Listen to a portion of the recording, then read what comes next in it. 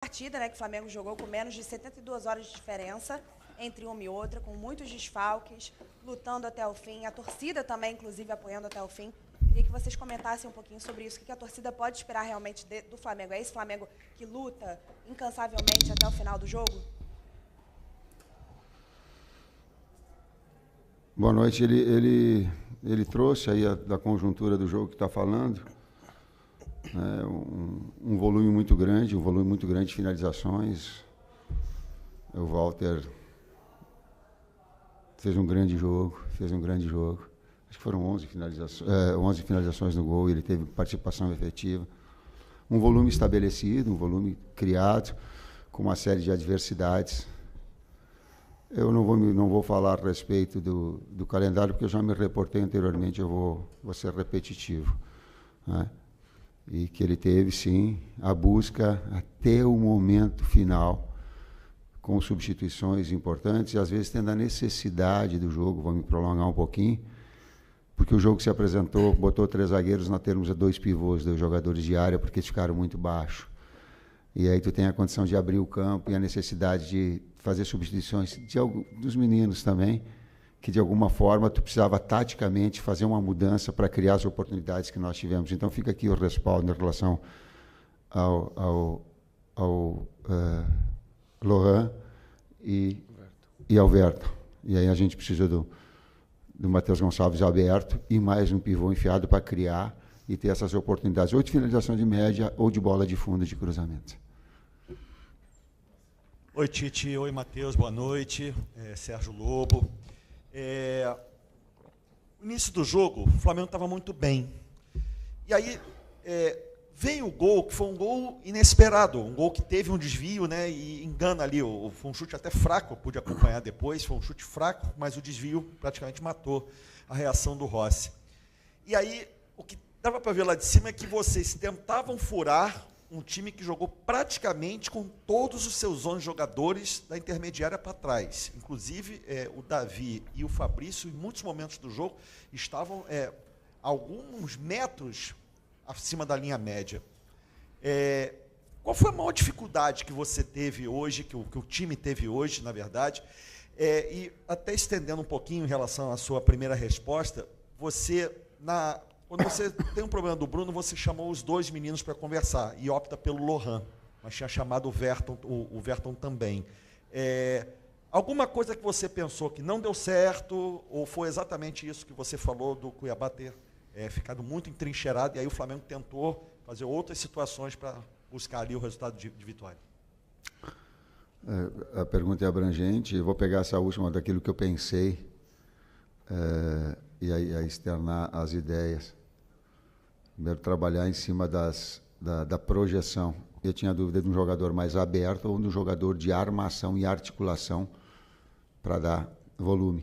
Assim como a entrada do Mateuzinho deu, porque aí ficou um jogo de ataque e contra-ataque, ataque e contra-ataque, até a hora de nós mudarmos. Como eu tenho o Lohan junto com o Gerson, pelo lado, que são 2 articuladores, eles se procuram, a ideia foi tê-los para essa ideia. E depois no início do jogo, a gente montou uma estratégia para tentar furar. A gente sabia da qualidade do bloco médio-baixo deles, uma equipe que marca num 4-1-4-1 muito compacto no eixo central, dão os lados, mas a gente tem que fazer a bola chegar rápido para poder fazer o movimento no último terço, que foi até como a gente criou uma situação antes de ter tomado o gol. E aí fica difícil, é difícil não falar um pouco da questão do calendário, né? Porque a gente faz a análise do adversário, a gente vem de um adversário que a gente consegue estruturar de uma maneira que a gente quer jogar, contra o Cruzeiro da mesma forma, e não tem como treinar para esse jogo.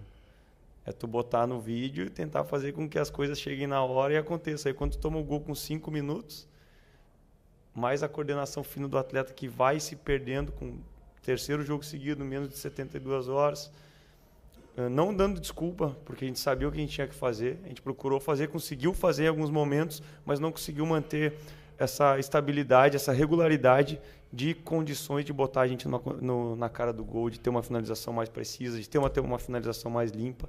E é um time muito bem treinado defensivamente. Mais limpa, sim. Mais precisa, não.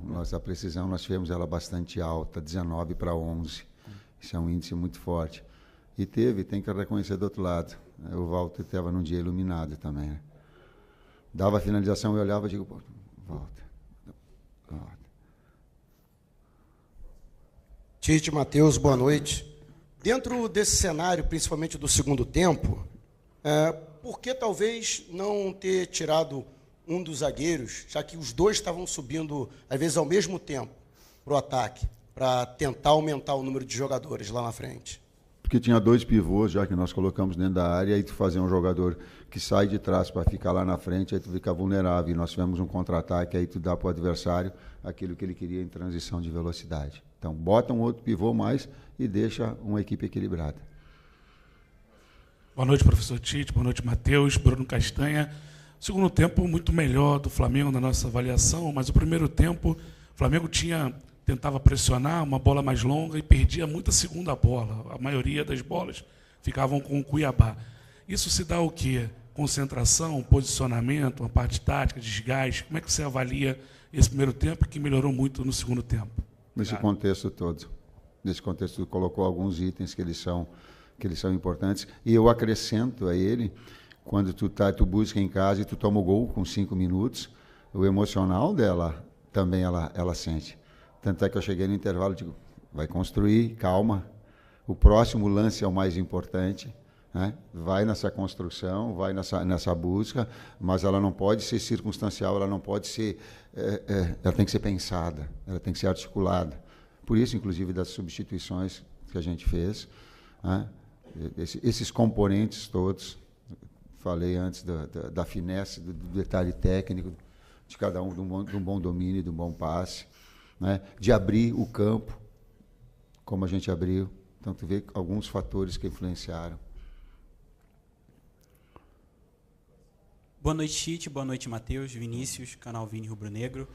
Uma grande novidade no jogo de hoje foi a entrada do Matheus Gonçalves, né? Um jogador que até boa parte da torcida já vinha pedindo em outros jogos para ele ter mais oportunidades. Na pré-temporada, ele foi muito testado jogando mais centralizado. Né? Hoje vocês optaram por colocar ele mais pelos lados, você já até falou sobre isso aqui. Eu queria saber como você e a comissão técnica veem essa entrada no Matheus Gonçalves e se ele pode entrar outras vezes em outros jogos, porque eu acho que hoje, na minha opinião, ele entrou muito bem. Todos os atletas podem. Às vezes a gente coloca assim, ó, a gente nomina um, claro, e aí tem o outro. O Verton entrou bem no último jogo contra o Cruzeiro. Então, sabe, as opções, às vezes tu quer um jogador de flanco, às vezes tu quer um jogador de articulação. Eu coloquei hoje para abrir o campo. Tu tinha Luiz, que era de um lado, abriu o Matheus do outro. Fazia jogada de combinação com 2 pivôs, Gerson saindo de trás, combinando, saindo da sessão, o Eric também, né? Um jogador da articulação que faz assistência, faz inversão. Né? Então, dentro das lógicas e das características, a gente procura aproveitar. Boa noite, Tite. Boa noite, Matheus. Cidão Marinho da Litoral News. A gente viu um Flamengo hoje que, mais uma vez, como sempre, se dedicou demais. Mas no fim do jogo, vários jogadores caíram no gramado bem cansados. Vocês falaram bastante sobre o calendário.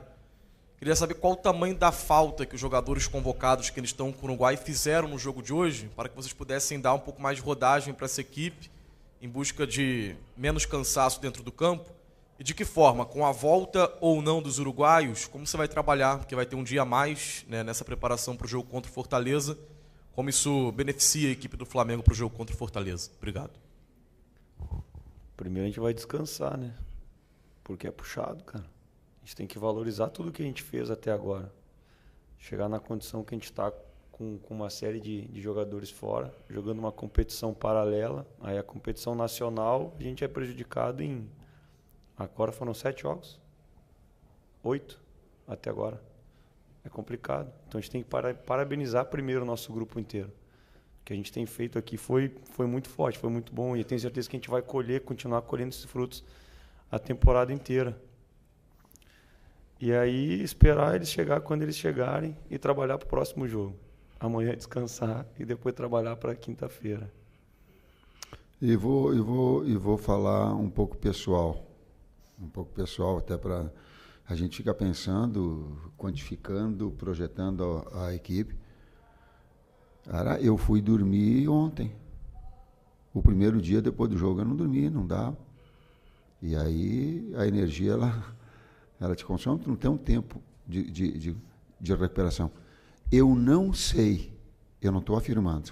Agora, eu tenho muitas dúvidas se o BH estando limpo, ele não consegue sair do contato e não machucar. Eu não estou dizendo que foi, mas estou dizendo que eu não sei.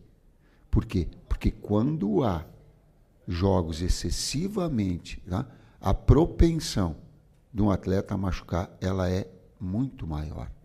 E fica aqui um registro também. Se o sindicato dos atletas colocou que 66 horas é o tempo, tá? O sindicato está errado também. Porque ele não está dando o devido tempo. Eu também estou colocando na condicional.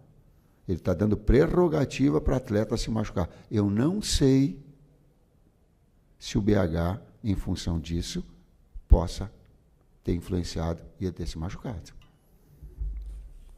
Professor Matheus, as últimas duas aqui. Boa noite, Tite. Boa noite, Matheus. Léo José, do Coluna do Fla. No começo da Copa América, o Lohan, ele começou 2, 3 partidas seguidas, sendo o, vamos dizer assim, substituto do Arrascaeta, fazendo a função do Arrascaeta ali no meio de campo.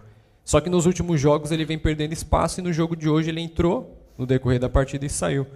O que está faltando assim, em termos de dentro de campo que o Lohan não está entregando para ele poder ir perdendo espaço, vamos dizer assim? Maturidade, tempo jogado. Isso só se consegue jogando. E treino. E treino. Treino. E treino. No momento que o cara tem uma semana inteira para trabalhar, a gente orientar como faz a pressão, como é que ele vai construir, como é que vai fazer, é mais fácil. Aí fica nessa loucura de jogos um atrás da outra, treina, joga, recupera, joga, recupera. E um garoto de 17 que fez 18 anos agora, assim como a equipe inteira em momentos oscila, vai oscilar também. Exato. E a gente tem que entender esse processo e fazer com que ele retome ao nível que ele estava antes. Última pergunta da coletiva. Boa noite, professor Tite, Matheus. Sou Bruno Vilafranca, da Rede Multiflá. Eu estava assistindo o jogo ali também da beira do campo, que não é a melhor das visões para a gente poder acompanhar como vocês ali. E estava com a sensação, não sei se vocês da lateral viram dessa forma também, de que quando o Flamengo, que joga muito pelos lados do campo, tinha a subida do Wesley ou do Luiz Araújo pelo lado direito, Ayrton Lucas e o Bruno Henrique pelo lado esquerdo, o Cuiabá estava dobrando demais aquela marcação ali, atrapalhando essas subidas, que tem sido uma arma muito forte do Flamengo, o jogo pelos lados do campo, que são jogadores muito velozes e agudos. Então eu queria saber se o senhor entendeu dessa forma também e se no intervalo, já que o Flamengo melhorou bastante, o que o senhor tentou fazer para justamente dar opção para esses jogadores que eles costumam ajudar demais. Obrigado. Uma parte eu respondo quando a gente colocou daí o BH que não tinha os dois jogadores de flanco, a gente tentou um jogador de flutuação para ter mais bola, ter mais posse. Naquele momento não sincronizou, não coordenou. E aí fica também um reconhecimento ao Gerson. Às vezes os caras chamam ele de coringa. É muito difícil tu executar 2, 3 funções dentro do campo, da necessidade. Até para os poucos atletas que a gente, assim, de opção, de maior estofo, colocar aí Gerson ao lado, que é a preferência dele, é o que mais joga, ele tem o chip do externo do lado direito.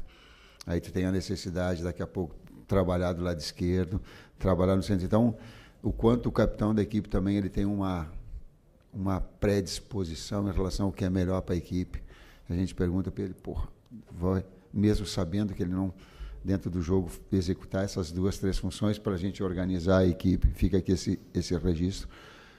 Fundamentalmente é o seguinte, quando tu tem um jogador de articulação do lado, tu tem mais posse. Quando tu tem 2 agudos, tu tem mais verticalidade. Uma hora o jogo te pede uma coisa, outra hora pede outra. E a hora que botou 3 zagueiros, precisava 2 pivôs. E agradecer a torcida. A torcida, a gente tomou gol cedo e apoiou e ajudou o jogo inteiro. Sim. Ajudou até o final e vibrou com a gente quando a gente fez o gol. Sim. E a gente precisa. A gente sim, precisou até agora, querida, vai sim, precisar no próximo sim. jogo e ajudou bastante quem estava lá dentro e sim, nosso trabalho também. Sim, até o final do jogo, sim. Depois, mas o carinho, sim, do torcedor, tem sido parece que cada dia mais ele abraça essa mobilização, às vezes até faltando um pouquinho de coordenação, mas uma equipe que ela não se entrega ou ela não admite até o seu minuto final. Esse aspecto orgulhoso dela, competitivo dela, ela vai até o final. Ela não negocia esse tipo de comportamento. Esse é o termo, esse comportamento. Mesmo que às vezes não esteja na sua melhor condição. Ela não negocia esse comportamento. Por isso, sim, o agradecimento. Muito obrigado, professor. Obrigado, Matheus. Boa noite a todos.